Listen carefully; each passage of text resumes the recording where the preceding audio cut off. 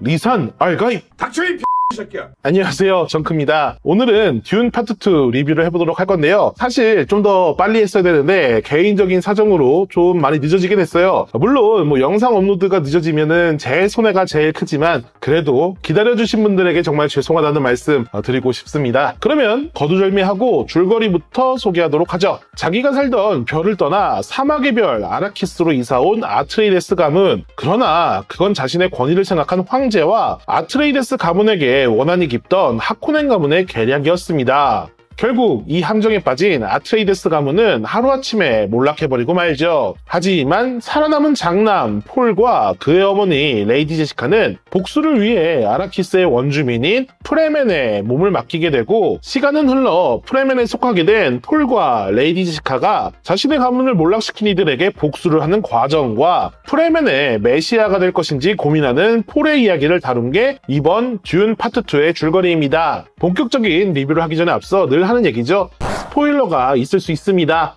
그거는 조금 참고해 주시길 바라겠어요. 자, 그러면 듄 파트 2, 이 영화의 큰 장점은 무엇이냐? 바로 압도적인 비주얼입니다. 여러분들이 잘 알고 계신 것처럼 이 프랭크 허버트가 쓴 듄이라는 소설은 SF 문학계에서는 정말 대단한 위치에 자리한 작품이거든요. 그러다 보니까 이 작품에 영향을 받아서 만들어진 애니메이션 영화 같은 게 꽤 많아요. 영화 쪽으로는 스타워즈가 하나 있겠고, 그리고 애니메이션 쪽으로는 바람계곡의 나우시카가 대표적인 사례겠죠. 그래서 이 듄이라는 소설을 영화로 만들었을 때 어떠한 비주얼을 만들어낼 것인가, 이건 정말 중요한 부분이 아닐 수 없는데, 옛날에 나왔던 이제 드라마나 영화 같은 경우에는 그 당시에는 최선을 다했겠지만 지금 와서 다시 보면은 좀 민망해요. 스팅이 날개 반쭈 입고서 이렇게 서 있는 모습이라든가 이런 거는 보면서도 막 더럽다.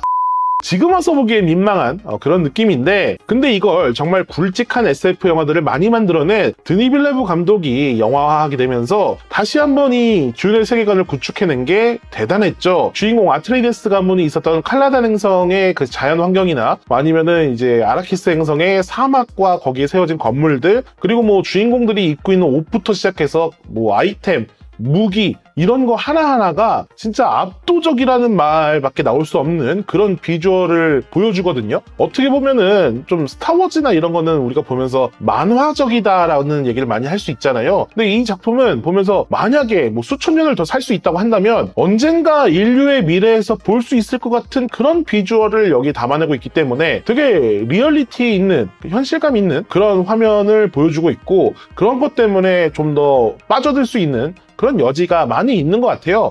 그래서 영화를 굳이 뭐 이제 영화관을 가서 봐야 될 영화, 아니면 뭐 집에서 봐야 될 영화, 이런 거를 구분하고 싶진 않지만 만약에 정말 구분해야 된다면 영화관에서 꼭 봐야 될 영화 리스트에는 이 작품을 넣어보고 싶은 그런 마음이 생길 정도로 정말 큰 스크린에서 이 압도적인 풍광을 바라보는 그런 것들을 기대하게 만드는 영화죠. 그래서 저는 개인적으로 이 영화를 지금 당장 극장 가서 꼭 보시라라고 추천하고 싶고요. 정말 이런 상상의 영역을 비주얼로 구현한 부분에 있어서는 만점을 드리고 싶은 영화입니다. 전편은 제가 보면서 시계도 본 적이 있고, 그 다음에 좀 머릿속으로 잡생각도 좀 한 적이 있거든요.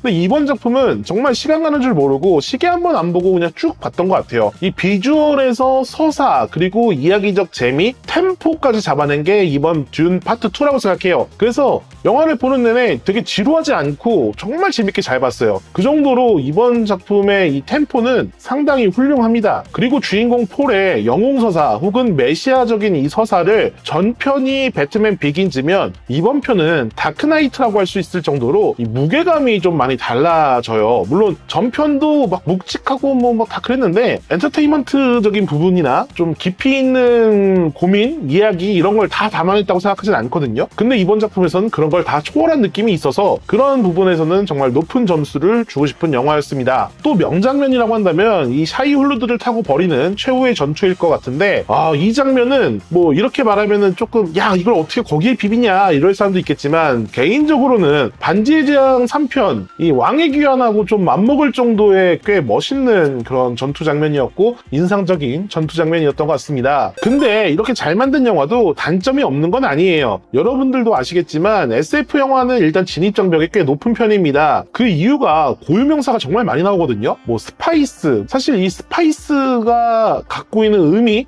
그리고 이 스파이스가 할 수 있는 것들, 이런 것들에 대해서도 뭔가 영화적으로 보여줄 때 뭐 깊게 다루는 느낌은 아니고요. 이런 가문들의 각각의 서사가 있어요. 옛날에 무슨 전쟁이 있었고 그 전쟁을 통해서 가문들 간의 갈등이 피어나고, 그러다 보니까 아무리 전편을 보셨어도 세계관을 공부한 사람이랑 공부하지 않은 사람이랑은 받아들일 수 있는 내용적인 차이가 분명히 존재한다고 생각합니다. 그래서 그런 부분에 있어서 공부해야 될 게 많다는 거, 이거는 마블 영화 때부터 여러분들이 이제 점점 질려하는 부분이라서 그런 부분이 크게 단점으로 작용할 수 있을 것 같아요. 그리고 1편도 사실 뭐 150만 명 정도 봤다고 하는데, 그렇다고 한다면 나중에 뭐 VOD나 OTT로 봤어도 관객 수가, 보신 분들이 그렇게 많은 게 아니기 때문에 그런 부분에 있어서는 단점이 있을 수 있다. 그리고 이 영화 아까 전에 템포가 좋다고 했는데, 그 부분에서 원작을 좀 알고 계신 분들은 상관이 없는데 원작을 모르시는 분들은 깊게 다가가기 힘든 부분이 없지 않아 있습니다. 이게 왜 그러냐면은 이 폴이 메시아적으로 추앙받게 되면서 정말 그 많은 갈등을 해요. 근데 그 갈등 구조들이 이 영화의 속도감을 위해서 많이 희생이 되거든요. 그러다 보니까 폴이라는 인물에 상대적으로 이입될 수 없는 부분들도 생기게 되고, 그리고 이제 제가 개인적으로 정말 좋게 봤던 캐릭터, 뭐 저만이 아니라 많은 사람들이